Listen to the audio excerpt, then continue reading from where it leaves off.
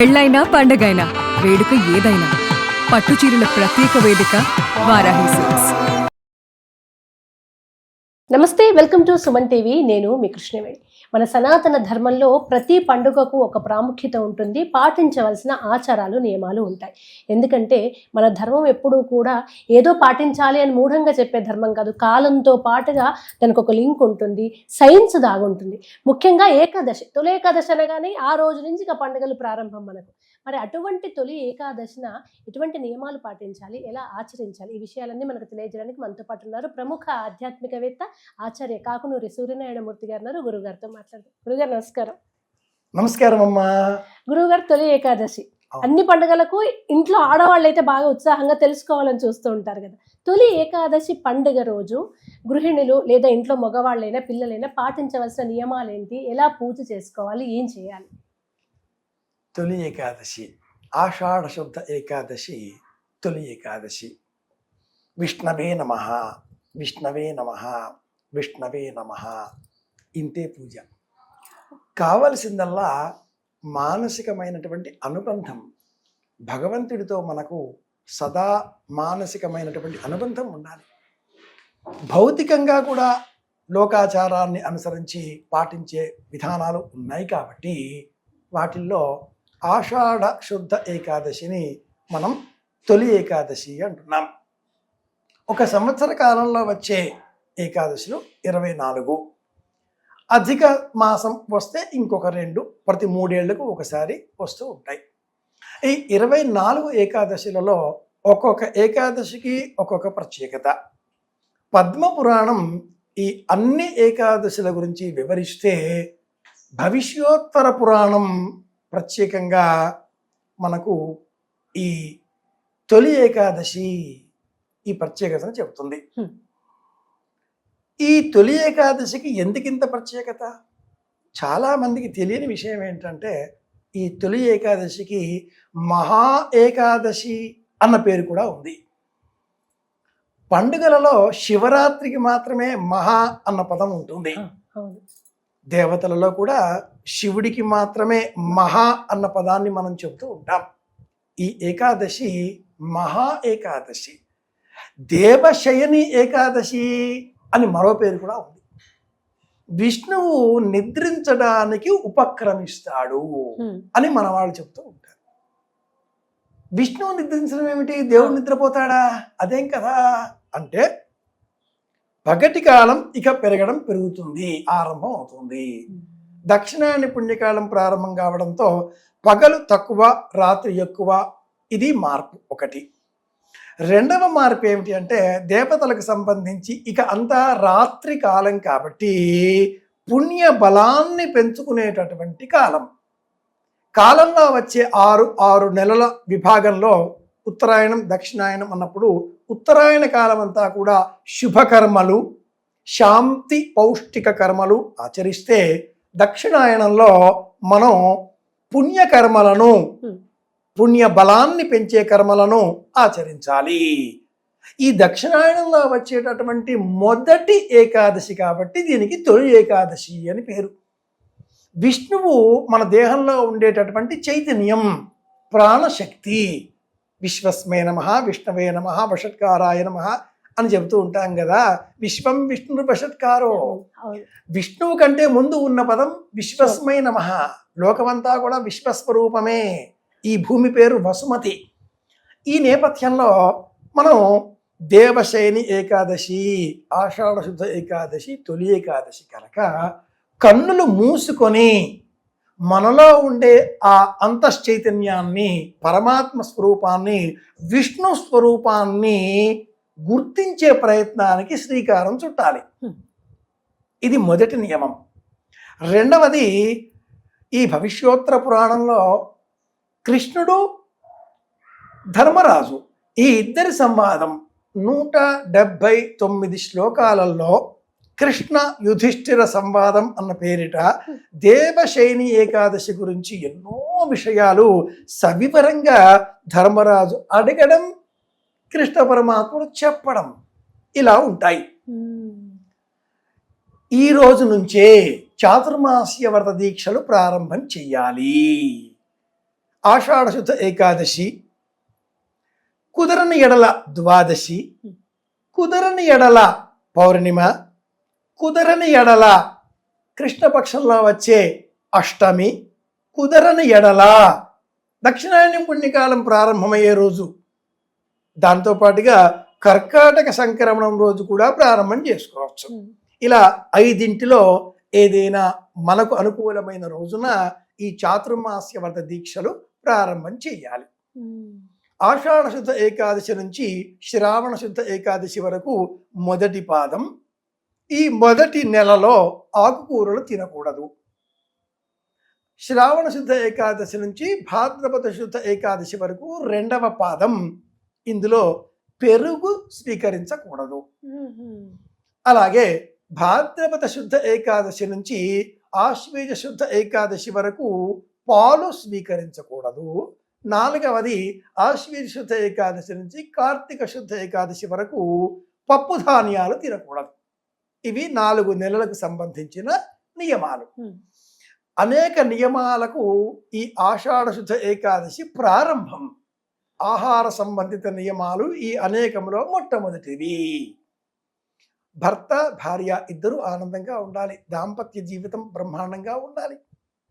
ప్రపంచమంతా కూడా కాలస్వరూపాన్ని సర్పరూపంలో మనం పూజిస్తాం కనుక విష్ణువు ఈ సర్పాన్ని చుట్టవల వేసుకొని పడుకుంటాడు. ఆయన ఆదిశేషుపై పవళించే మహాస్వామి కదా. శిరస్సు పైన కూడా అలా పడగ ఉంటుంది కదా. ఆ సర్పాకారంగా నిద్రించేటటువంటి కుండలిని తత్వాన్ని మేలుకొల్పే ప్రయత్నం చేయడమే తొలి ఏకాదశి నాడు మనం ప్రారంభం చేయాల్సిన పని. అలాగే బ్రహ్మదేవుడు కమలములో కూర్చుని ఉంటాడు. అది శిరస్సు. ఇక్కడ ఆ సహస్రదళ కమలము విచ్చుకొని ఉంటుంది. జ్ఞానం కుండలిని అక్కడికి చేరాలి. మధ్యలో పరమేశ్వరుడు ఆ సర్పమును దళసీమలో అలంకరించుకొని ఉంటాడు. కంఠమును ఆశ్రయించి ఉండేటటువంటి తత్వం. మౌనంగా ఉండాలి. ఆహారం తక్కువగా తినాలి. శిరస్సు పైన కుండలిని శక్తిని ప్రేరేపితం చేసే ఆ సహస్రారం పైన దృష్టిని కేంద్రీకరించాలి. ఆషాఢ శుద్ధ ఏకాదశి మొదలుగా కార్తీక శుద్ధ ఏకాదశి వరకు ఉండే ఈ నియమాలలో నంజు పదార్థాలు, వంకాయ లాంటివి తినకూడదు. భూమిలోన పండేటటువంటి ఆలుగడ్డలు అంటే బంగాళదుంపలు అంటారుగా, వాటిని తినకూడదు. ఉప్పు, నూనె, కారం వీటితో చేసిన పదార్థాలు తినకూడదు. ఒక పూట భోజనం చేయాలి. నేలపైన పడుకోవాలి. అలాగే పవళించి ఉన్న ఆదిశేషువుపై నిద్రించేటటువంటి స్వామి, పాత సంవాహనం చేసే లక్ష్మీదేవి, ఇలాంటి విగ్రహం కానీ చిత్రపటం కానీ సేకరించి ఈ 4 నెలలు కూడా పూజించి కార్తీక శుద్ధ ఏకాదశి తులసి కళ్యాణం చేస్తాంగా, ఆ రోజున ఈ అర్చామూర్తిని కానీ ఆ చిత్రపటాన్ని కానీ బ్రాహ్మణోత్తములకు అర్హులైన వారికి దానంగా ఇవ్వాలి. 4 నెలల దీక్షకు శ్రీకారం కాబట్టి ఇంత గొప్పది తొలి ఏకాదశి అన్నారు. ముఖ్యంగా ఆవు పాలు పిదికేంతసేపు కూడా ఎక్కడా నిలవనటువంటి సన్యాసులు, మతాధికారులు, పీఠాధిపతులు, యతీశ్వరులు, మహాస్వాములు వీళ్ళంతా కూడా సంచారం చేస్తూ ఉండాలి. స్థిరంగా ఉండకూడదు. కానీ ఈ 4 నెలలు తొలి ఏకాదశి కానీ గురు పౌర్ణిమ ఆషాఢ పౌర్ణిమ నాడు కానీ ఒక స్థిరంగా ఒక కుటీరం ఏర్పాటు చేసుకుని, వర్షాకాలం కూడా వస్తుంది కదా, స్థిరంగా ఉండి ధర్మబోధన చేయడం ప్రారంభించాలి. అందుకే తొలి ఏకాదశి. ఈ రోజున కన్నులు మూసుకొని లోన చూడాలి. కార్తీక శుద్ధ ఏకాదశి నాడు వైకుంఠ ఏకాదశి. ఆ రోజున ఆకాశం చూడాలి, ఉత్తర ద్వార దర్శనం అని. ఇంత కథ ఈ రెండింటికి. ఇది గురుగారు, మిమ్మల్ని తప్ప ఇంకొకరిని అడగలేని ఒక ప్రశ్న ఉంటుంది. నైవేద్యాల మీద మీరు సపరేట్గా అసలు రచించారు కూడా కదా. చాలా మంది గృహిణులు వీడియో చూస్తుంటారు. ఏకాదశి రోజు పూజ చేసుకుంటారు వాళ్ళకి తోచినట్టుగా. ఏ నైవేద్యం సమర్పించడం మంచిది? వాయు పురాణంలో ఈ ఏకాదశి వ్రతాన్ని ఎలా పాటించాలో చెప్పబడి ఉంది. నక్తం హవిష్య అన్న మనోదనం వా ఫలం తిలాహ క్షీరం అథ అంబువు అంటే నీళ్లు, ఆజ్యం అంటే నెయ్యి, యత్పంచగవ్యం యది వాపి వాజు ప్రశస్తమత్తోత్తరముత్తరంచ. శ్లోకాలు మంత్రాలు చాలా పురాణాల్లో ఉంటాయి, అర్థం చేసుకోవాలిగా. మనం అర్థం చేసుకుందాం. ఉపవాసం అంటే పరమాత్మను గురించిన ఆలోచనలతో పరమాత్మకు దగ్గరగా ఉండే ప్రయత్నం చేయడం, ఇది ముఖ్యం. అంతేగాని పటం, కలశం లేదా విగ్రహం లేదా ఇంకేదో రూపంలో యంత్రం అని చెప్పు అలా ఏర్పాటు చేసి దీపాలు, ధూపాలు, అగరత్తులు, నైవేద్య, ఇక్కడ నైవేద్యాలు అండర్లైన్ చేద్దాం. అన్ని వ్రతాలు ఒకటి, ఏకాదశి వ్రతం ఒకటి. ఏమి తినకపోతే ఏకాదశి, ఇల్లే వైకుంఠం, కడిపే కైలాసం అని మన వాళ్ళు అంటూ అవును. ఎందుకు ఇలా వచ్చింది అంటే ఏకాదశి ఉపవాస వ్రతం, ఉపసమీపే, పరమాత్మ ఆలోచనలకు దగ్గరగా ఉండడం. బాగానే ఉంది, ఉంటామండి. కానీ మాత్రలు వేసుకోవాలి, ఉద్యోగాలు చేయాలి, పని చేసుకోవాలి. ఈ వ్రతాలు, పూజలు, నోములు అంటూ పుదస్తమాన ఉపవాసాలతో ఉంటే పడిపోయేటట్టుగా అయితే అధికారి, ఆఫీసర్ ఇంట్లో ఉండమ్మా అంటాడు. అలా కుదరదుగా. అవును. కాబట్టి శరీరం పడిపోకుండా ఉండేంత పదార్థం తింటే దోషం లేదు అని వాయు పురాణం చెబుతుంది. పరమాత్మ ఆలోచనలకు దగ్గరగా ఉండాలి.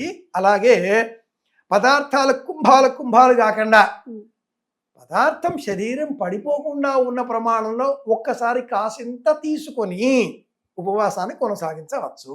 అది ఎలా? గ్లాసు నీళ్లలో తులసి దళం వేసి ఆ నీరు త్రాగితే దోషం లేదు. అలాగే సత్తుపిండి, జొన్నలను పేలాలుగా చేసి దాన్ని పొడిగా చేస్తే సత్తువ బలాన్ని ఇస్తుంది అంటారు. పేలపిండి అని కొన్ని ప్రాంతాల్లో అంటే తెలంగాణలో సత్తుపిండి అంటారు. దీంట్లో మజ్జిగ, పాలు వేసుకొని లేదా బెల్లం కలుపుకొని ఇలా ప్రాంత ఆచారాలలో పేలాల పిండి ఏకాదశి ఒక పేరు, ఒక ప్రసిద్ధం. ఈ ఏకాదశి నాడు దంపతులు ఉపవాస వ్రతాన్ని ఒక దీక్షగా స్వీకరించి చాతుర్మాస్య నియమాలకు లోబడి పొట్లకాయ, అనపకాయ ఇవి కూడా తినకూడదు. అలాగే అభ్యంగన స్నానం చేయకూడదు, తలంటుకోవడాలు అవి ఉండవు. చాలా నియమాలు ఉన్నాయి. కొందరు పాదరక్షలు వేసుకోకపోవడం, ఒక్కొక్కరు ఒక్కో విధమైనటువంటి నియమాలు స్వీకరిస్తూ ఆ నియమాలను అనుసరిస్తూ ఉంటారు. నైవేద్యం అన్న సందేహం వచ్చినప్పుడు నీటిలో తులసి దళం వేసి త్రాగవచ్చు. అలాగే అత్యసరు, పెసరపప్పు, బియ్యం కలిపి పులగంగా వంటకం చేసి ఆ పులగం తినవచ్చు. గంజి వార్చని అన్నం, ఒక్కసారి పాలు, పళ్ళు, తేనె, పంచామృతం వీటిని స్వీకరించవచ్చు. శరీరం పడిపోకుండా ఏ పదార్థం తిన్నా ఈశ్వరా నీవే అంటూ ఇది నీ దయ అంటూ తీసుకుంటే దోషమేమీ లేదు. మందులు వేసుకుంటాం, అలాగే ఉద్యోగాలకు వెళ్ళాలి, ఇంకా చాలా వ్యవహారాలు ఆనాటి కాలంలో ఉన్నట్లుగా మన జీవితం లేదు కనుక ఇలాంటి మినహాయింపును వాయు పురాణం మనకు అందిస్తుంది. ఇది విషయం. ధన్యవాదాలు గురుగారు. కృష్ణార్పణం.